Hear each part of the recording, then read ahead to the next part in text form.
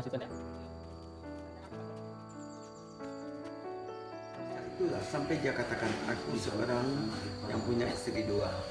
Pertama ya ini salah satu humornya. Satu Saya adalah punya istri dua. satu ada Siti Raham. Raham. Yang kedua adalah buku.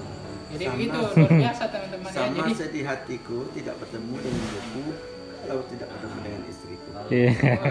Beliau terpaksa minum air yang tidak pernah kami lantaran kehausan. di dalam penjara. Nggak dikasih makan. Dikasih minum. Laut yang penuh dengan riak dan gelombang, penuh dengan tokat dan badai. Orang yang berhasil adalah orang yang dapat mengatasi kesulitan. Bukan Lebih banyak tahu tentang museum ini. Pak Zul juga tadi sudah menjelaskan tentang yang ada dalam museum ini, sejarah-sejarah penting yang sebetulnya kita ingin tahu tentang sebuah nilai sebenarnya, nilai perjuangan, nilai pikiran, nilai gagasan, nilai narasi yang Buya lahir di sini, besar di sini, merantau di usia 15 tahun. Saya nggak tahu, katanya baru merantau ke Jakarta, ada juga bajunya ya, ke Jawa Timur, ke Jakarta. ke Jawa Timur. Berarti itu ketemu sama Pak Cokro ya? Ayo, itu kan akibat membaca buku-buku Pak Asrul Minoto, sambil masuk Islam yang modernis. Kemudian itu buku Pak Erpandi, yang Minoto, dan kemudian itulah yang mengundang hati untuk datang ke tempat seorang pejuang yang mulai dikagumi pikiran itu. Jadi artinya beliau datang ke Jawa Timur itu semata-mata ingin ketemu Pak Cokro, atau memang karena baca bukunya aja, atau memang ada baca bukunya dan kemudian melihat dari pikiran Pergerakan pergerakan Serikat Islam waktu itu ya? dan cita-citanya. Dan itu dilihatnya pada waktu itu di Minang, walaupun sudah ada pembaruan Islam, tapi hampir sama juga dengan kata iparnya ini. Haji Pak Sultan Mansur. Sultan Mansur ya? Sultan Mansur mungkin waktu bertemu dengan Keja Madalan, baru dia memperhatikan bagaimana gerakan Islam yang dipimpin oleh Keja Madalan. Mulai dari awal sekali waktu terjadinya Hari Raya Haji Kurban, ya, jadi kurban, dan itu pun waktu Keja Madalan menguraikan arwah talazukan sebutin tidak sekedar pengetahuan bacaan tapi langsung dipraktikkan itu.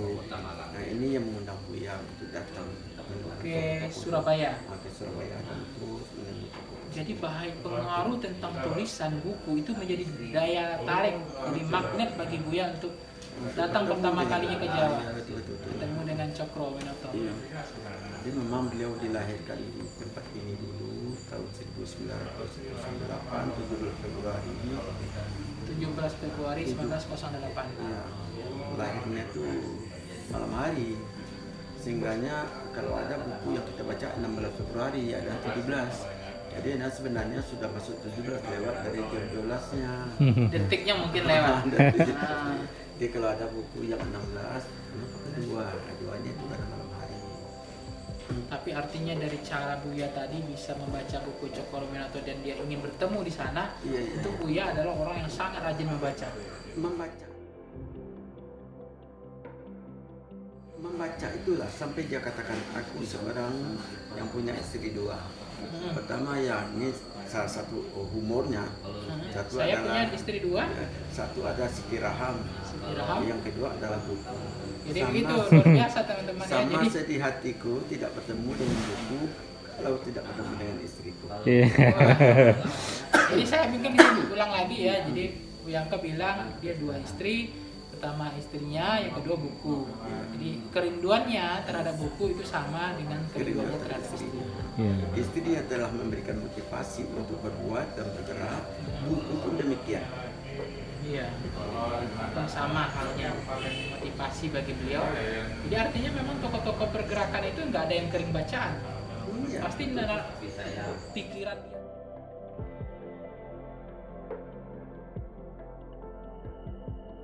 Pikiran dia itu dari buku itu yang dibaca. Coba kita lihat ya, satu kali dia mendengarkan secara langsung Pak Erparudin berpidato. Dari pidato Pak Erparudin lahir 4 buah buku. Luar biasa. Heran, 4 ya? 4 buah buku. Satu kali dengan ceramah. Satu kali. ditinggalkan. Jadi artinya orang-orang dulu tidak hanya kemampuan berbicara, tapi memang kemampuan menulis itu membuat mereka besar. Itulah satu keistimewaan Buya.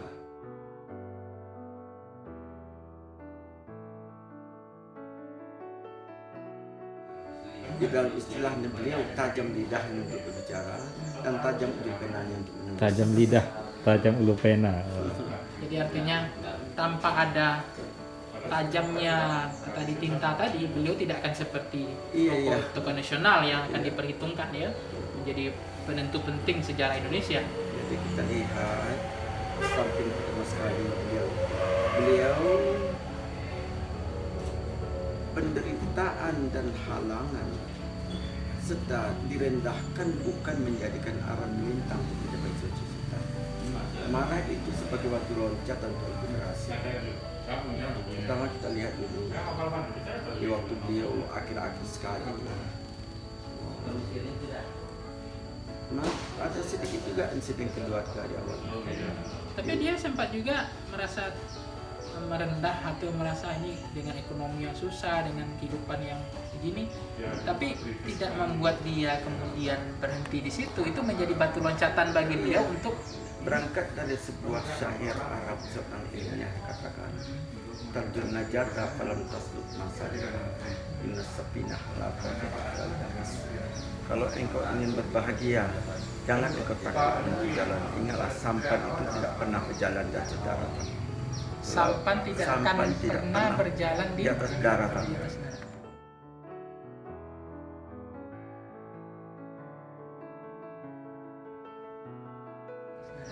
Laut yang penuh dengan riak dan gelombang, penuh dengan tokat dan badai. Orang yang berhasil adalah orang yang dapat mengatasi kesulitan. Bukan orang yang berjalan di atas jalan licin dan mulus. Kadang-kadang jalan kita tempuh itu katanya adalah ibarat jalan sempit beralaskan kerikil tajam yang bercampur kaca. Lewat itulah kita lewat. Jadi apabila kita dapat melewati kesulitan, namanya kita berhasil. Luar biasa. Ini membuat saya merinding juga nih bahasa-bahasa tadi ini begini. Saya ini motivasi yang kadang memang kita menemui kesulitan itu, ternyata itu adalah sesuatu yang akan mencapai yang titik keberhasilan. Yang dibilang tadi tantangan, kesulitan. Ya dia yakinkan, dia falsafah kehidupan Minang yang beliau jadikan landasan awal. Di Minang kan ada satu falsafah. Alam terkembang jadi guru.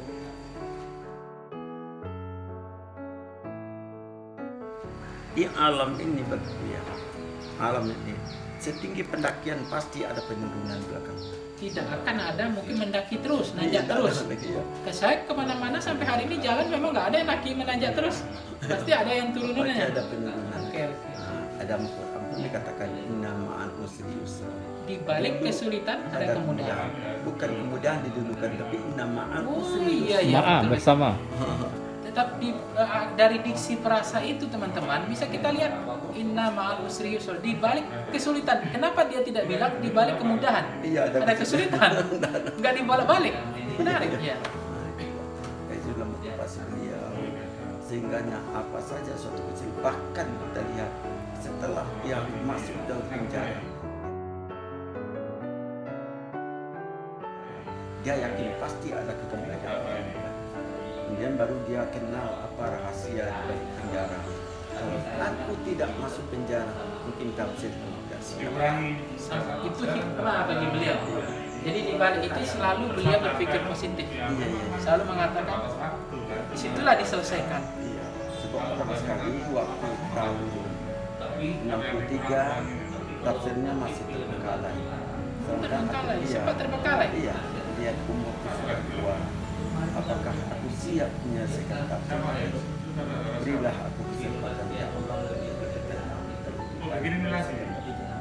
Cara Allah untuk membuat dia tenang dan mampu bisa menyelesaikan itu dengan masuk penjara. Akhirnya masuk penjara dan melampaui. Nah, kesempatan itulah dia bertahan. Dan itu yang nanjak tadi, penjara nanjak. Iya. Inilah sebabnya.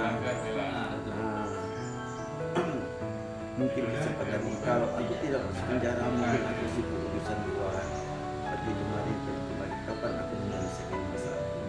Tapi setelah aku diamnya, aku menghindari pada Allah.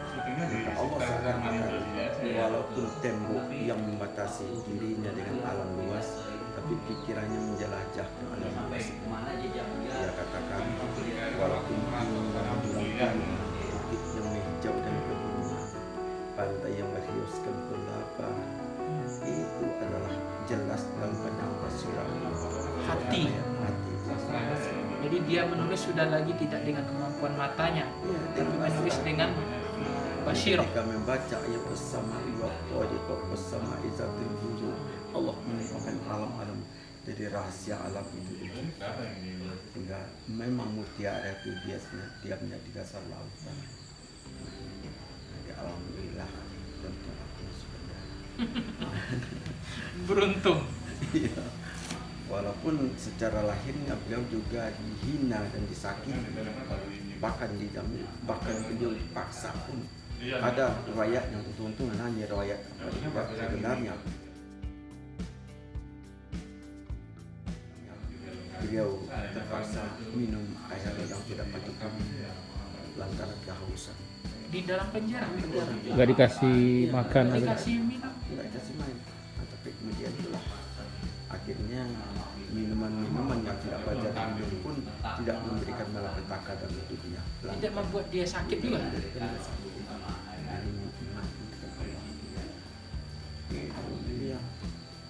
Dan saya pernah dengar yang membuat saya terharu, dia bukan orang pendendam. Iya betul. Ketika Soekarno meninggal, Soekarno meminta secara khusus supaya saya disolatkan oleh Buya Hamka. Dan Buya Hamka memenuhi permintaan itu. 5 hari sesudah sholat Soekarno datang, dia Soekarno. Dia memang secara pribadi beliau adalah punya orang yang lunak lembut dan bisa berurusan dengan siapapun. Waktu tinggal di kampung dengan pemuda dia dengan orang dewasa apalagi dengan orang siapapun yang ada di hadapannya adalah merupakan sebuah karib. Tapi dalam pendirian dia punya suatu keteguhan yang tidak bisa. Bilang katakan kerasnya tidak bisa, lunaknya tidak bisa bermain.